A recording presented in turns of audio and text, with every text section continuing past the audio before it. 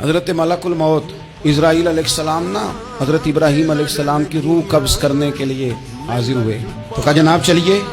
آپ کی روح لینے آیا ہوں۔ تو حضرت ابراہیم علیہ السلام فرمانے لگے اسرائیل، یہ قاضی ثناء اللہ صاحب پانی پتی رحمۃ اللہ علیہ نے اس کو تفسیر مظہری میں لکھا ہے۔ حضرت ابراہیم خلیل اللہ علیہ السلام فرمانے لگے اسرائیل، کیا کوئی خلیل بھی اپنے خلیل کی روح قبض کرتا ہے؟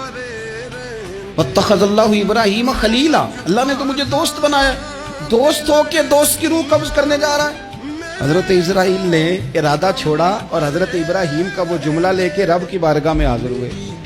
عرض کے مالک جناب ابراہیم علیہ السلام نے فرمایا ہے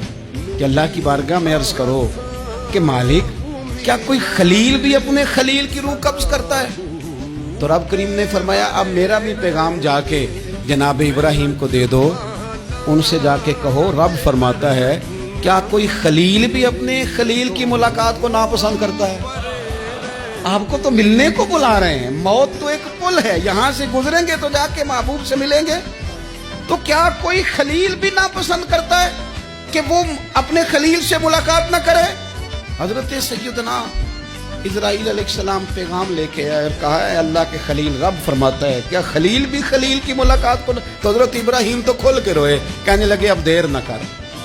اب ذرا جلدی کر،